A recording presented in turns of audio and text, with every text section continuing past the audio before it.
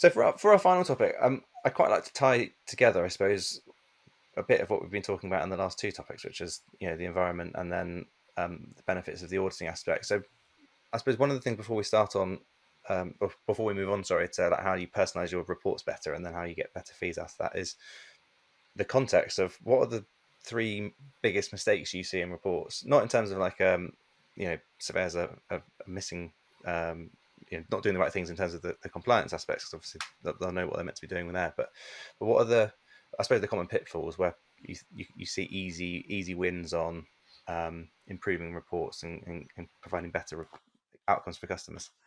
Yeah, so over the past kind of 3 years, it's interesting because I would have thought that actually the pitfalls that I would see would kind of change. But obviously, if as you kind of get new clients, as you see more reports, actually it's funny, the common pitfalls seem to have kind of remained the same. And so they typically stem from standards not being quite met, particularly actually from a level 2 and level 3 perspective, or equivalents.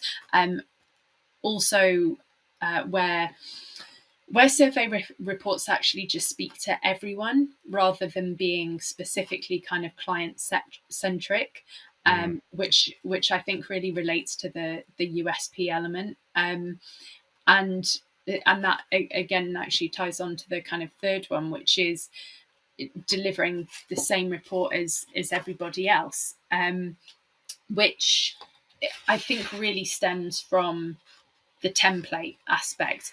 And that's not to say that I dislike a template. Like, I love a template. I think it's really helpful. I think it can make it really easy for surveyors to do their job. But actually, say you do use a template, of whatever kind, might even be a custom built template that you actually use. The question is, well, what's the content like? The template is one thing, the content is entirely different. And whilst you might talk about, of course, the same things, you'll talk about roofs, you'll talk about walls, you'll talk about ground, you'll talk about this, that, and the other. What you can cover within those things obviously depends on the type of level of the type and level of survey that you're trying to deliver, but ultimately you need to be talking about different things to set you apart from somebody else. Yeah, it's a very good point as well. I'm definitely not trying to plug survey book here, so it's about the ultimately the process you have in. But one of the things we focused on is having clear job records that give you all the correspondence in one place. You can see everything you've discussed on email. You've got your notes, all that type of stuff. So if you're out on site, you can be viewing that and understanding very easily and quickly the context in which you're writing that report. So it's, as you say, it's not just that I'm writing a report on this property. It's I'm writing a report on this property for someone who has a particular concern, a particular state, they're at a particular stage in life. They're, that's the difference between a 4-star and a 5-star review, or a 3-star and a 5-star review. It's, how relatable is it to that? How much care has gone into writing it for that individual?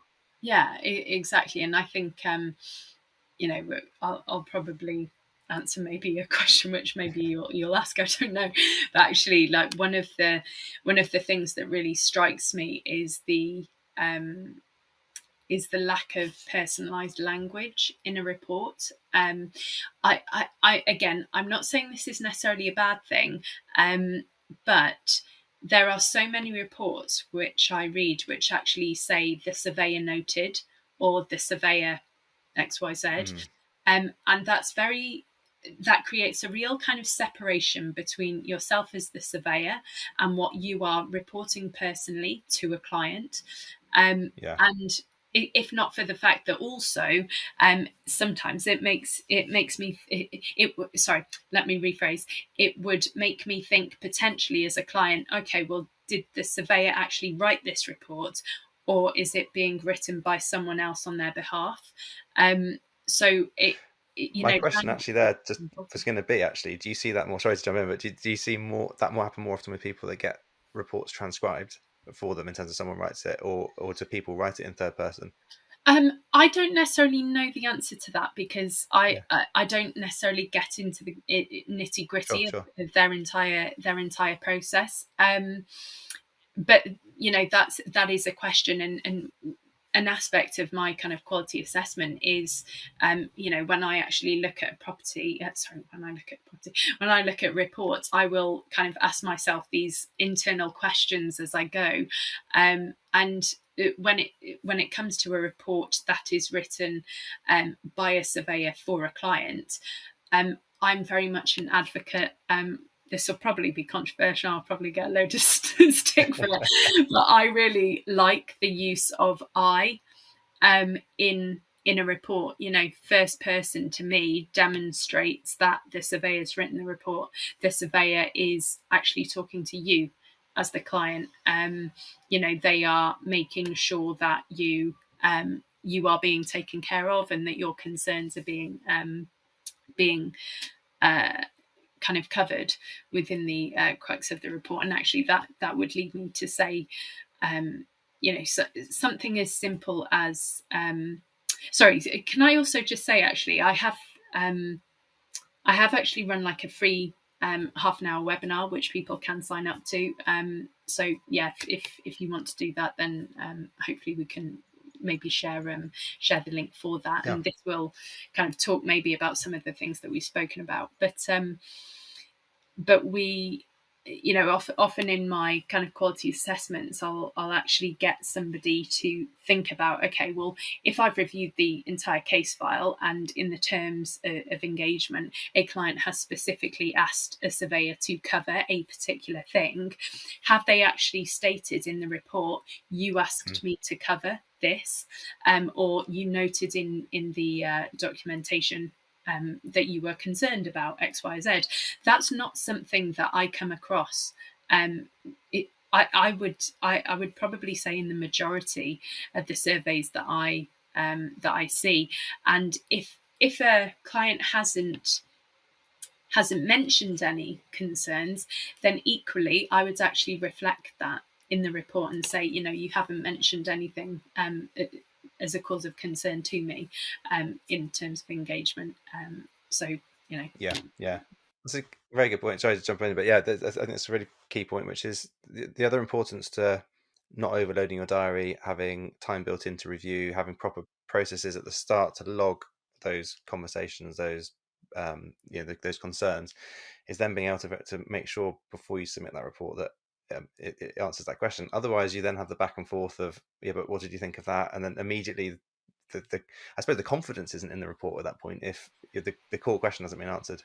Exactly. Like, a report should tell a client everything they need to know and everything that they've asked. A call can merely kind of go just a little bit further in creating that rapport and actually being able to maybe perhaps talk things through, rather than necessarily provide further advice on a call. You're actually just merely kind of running through what you've actually covered. And I think that's fundamental. I think every surveyor should be doing that. In fact, home survey standards actually do require you to speak to a client in some capacity. So I overall, I just think that when it comes to reporting, surveyors should really make sure that they can be able to say, okay, well, if I were to give you this report and you were to get this report from another surveyor, here's how mine's different. I think that's real fundamental, because if you can't do that, then you can't sell the value of you, and that's that's the. Well, that brings me on to the next question. Really, is how do you personalize your home survey reports and use that to increase your fees?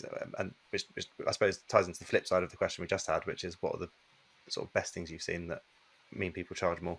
Yeah. So first and foremost, when it comes to personalising your report, like I say, use the language which I've actually just kind of covered and spoken about.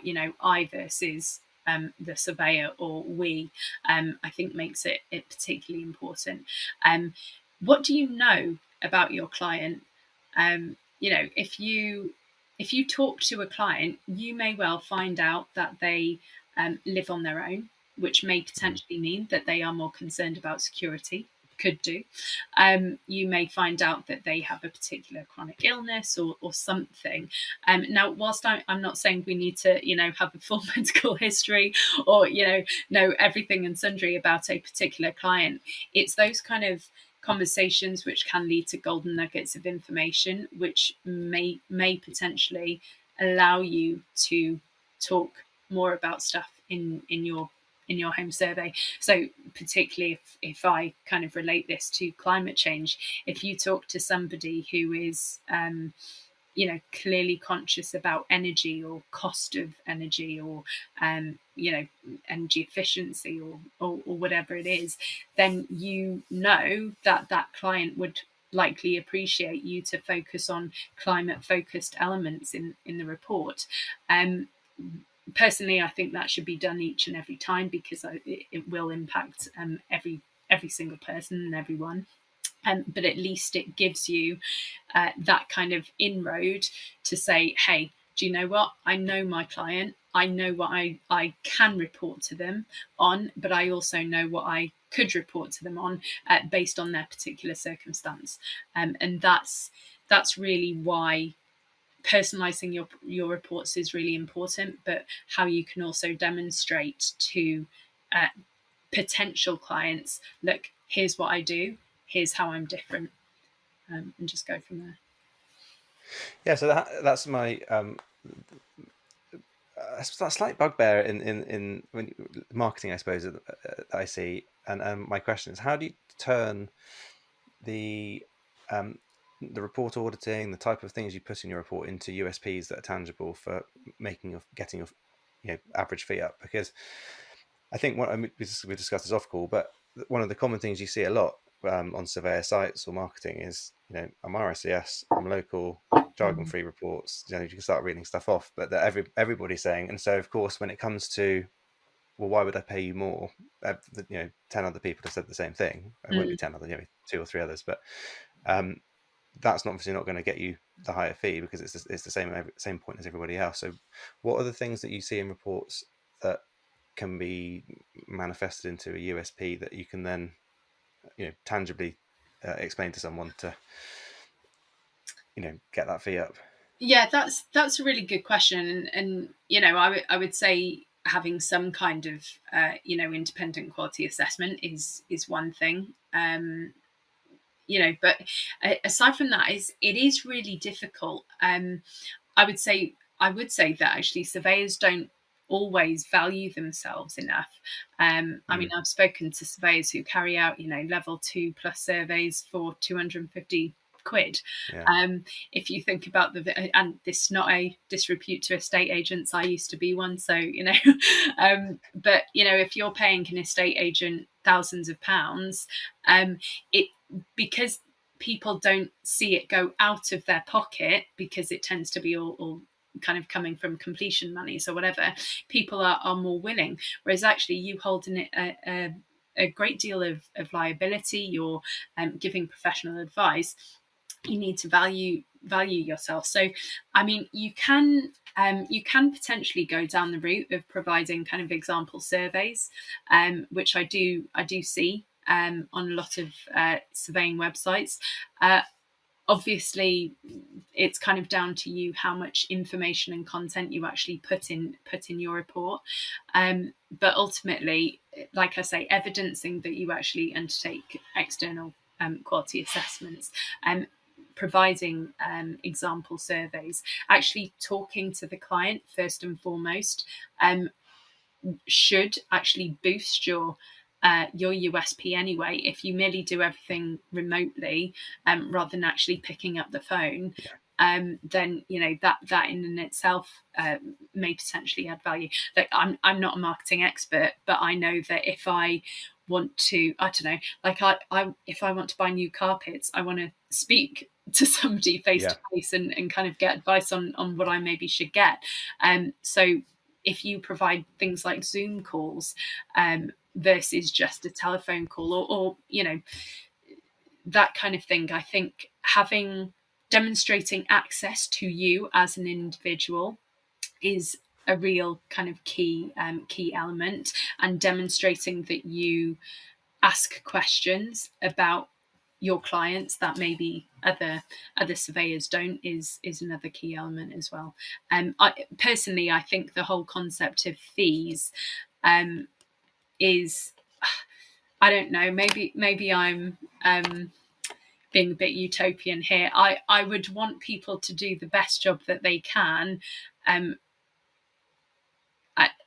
and not just kind of put up a fee for fee's sake. You should show value. If you put your fees up, or you know that you charge a fee that is probably the highest in the area, then you should be able to validate this is the reason why. And actually saying this is the reason why versus here's what we do can sometimes be totally enlightening for people. It might look on the face of it, if you say, I'm an RICS surveyor, I've had this many years experience, blah, blah, blah, that might not kind of land in the same way as, look, here's what everyone else does, here's what I do. That, being explicit about your difference is really important. Yeah, that's a very key point. It's not about seeing the customer as a cash cow and how much can I get out of them, but how can I justify the level of work I do, and therefore the fee I charge for it, rather than having to want to provide that but drop down to another level because I can't explain the difference. Because also, sorry Matt, I was just going to say that if you are providing and again, this isn't a kind of slight on the surveyors that do. If you are providing surveys within a 24-hour turnaround, can you evidence or can you demonstrate how your quality still remains high? Because if you're bashing out a survey in a very short period of time, I might, as a potential client, think, oh, that's a bit fast, rather than necessarily think, that time has been taken over it. Of course, that'll be dependent on if a client actually really needs something very quickly or not. But I think, given the scale and the length of time that property transactions actually take, I don't think 24-hour surveys are necessarily needed. But hey, that's just a view. Yeah, I suppose from the potential claims aspect, and obviously it all completely comes down to the processes you've got in place to make sure that you're going back to what the customer wanted and not running out of time just putting a generic report about that property out. But so I suppose it comes down to how good the process are in advance as well. But I think the risk from a claims perspective is you start to get that pressure if you overbook or report takes slightly longer to write up, that you then go, oh my god, I've got to get this out. Then you're more worried about the time perspective than you are necessarily about the quality, but potentially. And then that could obviously lead to not having the reflection time and plenty of other things. So that, I think the time, you're right, gives you that chance just to breathe a little bit, be a bit more relaxed, and then puts potentially better quality work out. Yeah, and actually, I mean, when I was kind of prepping for some work that I was doing, I carried out a lot of research and spoke to a lot of surveyors, and one of their key kind of issues in delivering surveys was time related.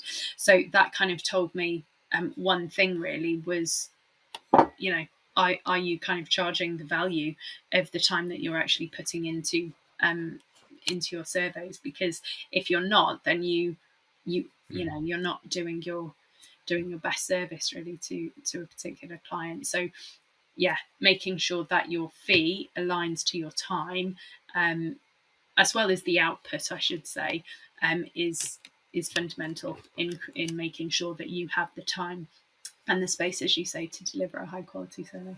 Awesome. I think that's been really interesting going through all that today. So thanks for coming on, Kate, and sharing your thoughts. If anyone wants to get in touch to learn more about your services or to listen to the webinar you mentioned, how do they go about that? Sure. So they can go to www.projekt3, and that's project with a K and the numeric 3.co.uk. You can also feel free to just email me at kate@projekt3, again with a K and the number 3.co.uk as well. And I'd be more than happy to chat with you. Awesome. I've seen lots of positive comments about your services on LinkedIn, so I'm sure it's worth getting in touch. Thank you very much for coming on. Appreciate it. Thank you very much, Matt. Cheers.